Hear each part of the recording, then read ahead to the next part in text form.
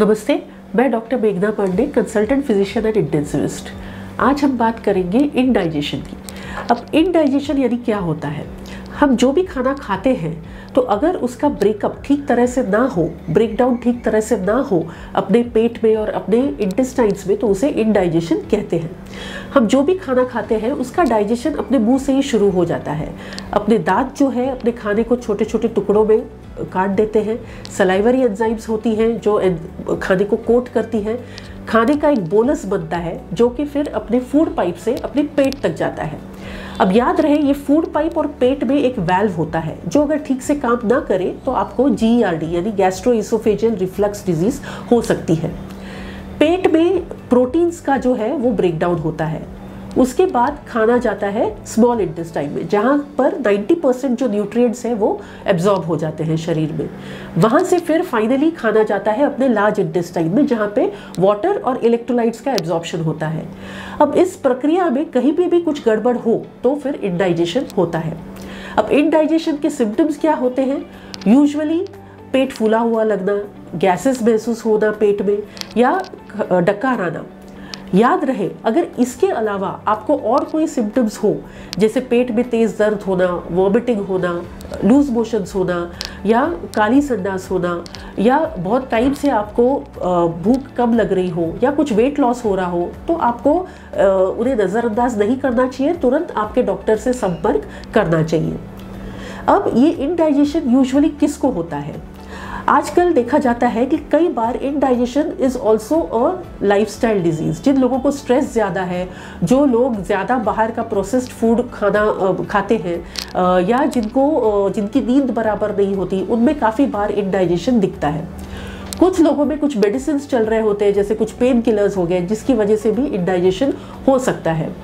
कुछ लोगों में कुछ बीमारियां होती हैं, जैसे इरिटेबल बॉवेल सिंड्रोम हो गया, या इन्फ्लेमेटरी बॉवेल डिजीज हो गया, या फूड इंटॉलरेंसेस होते हैं कुछ प्रकार के, जैसे लैक्टोज इंटॉलरेंस, ग्लूटेन इंटॉलरेंस, उनमें भी इंडाइजेशन की संभावना होती है। अब हम इस पर कंट्रोल या नियंत्रण कैसे कर सकते हैं? तो अगर हम अपनी कुछ आदतें सुधारें तो हम काफ़ी हद तक इंडाइजेशन को कंट्रोल में ला सकते हैं।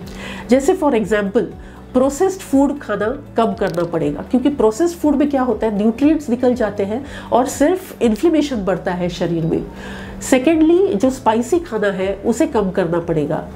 थर्डली, जो होल ग्रेन्स है जैसे कि ब्राउन राइस हो गया, ओट्स हो गया, उस पर फोकस करना चाहिए, क्योंकि उसमें न्यूट्रिएंट्स होते हैं, एंटीऑक्सीडेंट्स होते हैं, फाइबर रिच होता है। तो फाइबर ज़्यादा होने से क्या होता है कि अपना पेट साफ होने में मदद होती है। एंटीऑक्सीडेंट्स होने से जो कैंसर होने की संभावना है वो कम होती है। फ्रूट्स और वेजिटेबल्स खाने पे ज़्यादा ध्यान दें, क्योंकि फ्रूट्स और वेजिटेबल्स में भी फाइबर ज़्यादा होता है, एंटीऑक्सीडेंट्स ज़्यादा होते हैं। प्रोसेस्ड मीट या फ्राइड मीट खाना टाल दें, क्योंकि प्रोसेस्ड और फ्राइड मीट में और रेड मीट में क्या होता है कि कार्सिनोजेंस ज़्यादा होते हैं और इसकी वजह से कैंसर होने की संभावना बढ़ती है। कोलेस्ट्रॉल लेवल्स बढ़ते हैं, सॉल्ट लेवल्स बढ़ते हैं, नाइट्रेट्स लेवल बढ़ते हैं। तो उससे अच्छा अगर आपको नॉनवेज खाना है तो चिकन और फिश ये हेल्दी ऑप्शंस हैं। प्रोबायोटिक्स ज़्यादा मात्रा में आप खा सकते हैं। प्रोबायोटिक्स यानी कुछ अच्छे बैक्टीरिया होते हैं जो कि अपने शरीर में जो इन्फ्लेमेशन है वो कम करते हैं और डाइजेशन में मदद करते हैं। अब टिपिकली ये जो प्रोबायोटिक्स हैं वो दही, विनेगर, अनियन, गार्लिक, इनमें पाए जाते हैं। तो इन सब्सटेंसेस का आप ज़्यादा सेवन कर सकते हैं। हाइड्रेशन मेंटेन रखना बहुत ज़रूरी है, स्पेशली अभी इस मौसम में। हाइड्रेशन जैसे आप मेंटेन रखेंगे तो एक तो आपका जो इंटेस्टाइन का जो मोटिलिटी है वो भी बना हुआ रहेगा। हाइड्रेशन मेंटेन रखने के लिए आप पानी पी सकते हैं, फ्रेश जूसेस पी सकते हैं, ब्लैक कॉफ़ी या ग्रीन टी पी सकते हैं। नारियल पानी भी एक अच्छा ऑप्शन है। फिर exercise, regular exercise is very important, क्योंकि इससे एक तो आपका वेट नियंत्रण में रहता है। वेट अगर नियंत्रण में रहेगा तो GERD जैसे प्रॉब्लम्स नहीं होंगे, और दूसरा एक्सरसाइज से आपकी जो इंटेस्टाइनल मोटिलिटी है वो बनी रहती है। फिर स्ट्रेस कम करना। अब आजकल की ज़िंदगी में स्ट्रेस एक बहुत इंपॉर्टेंट फैक्टर है जिसकी वजह से कई सारी बीमारियां होती हैं, जिसमें से एक इंडाइजेशन का भी एक प्रॉब्लम है। तो अगर आप स्ट्रेस पे कंट्रोल रखें, यानी regular exercise, regular yoga, meditation, तो उससे भी आपका इंडाइजेशन पे आप थोड़ा कंट्रोल पा सकेंगे।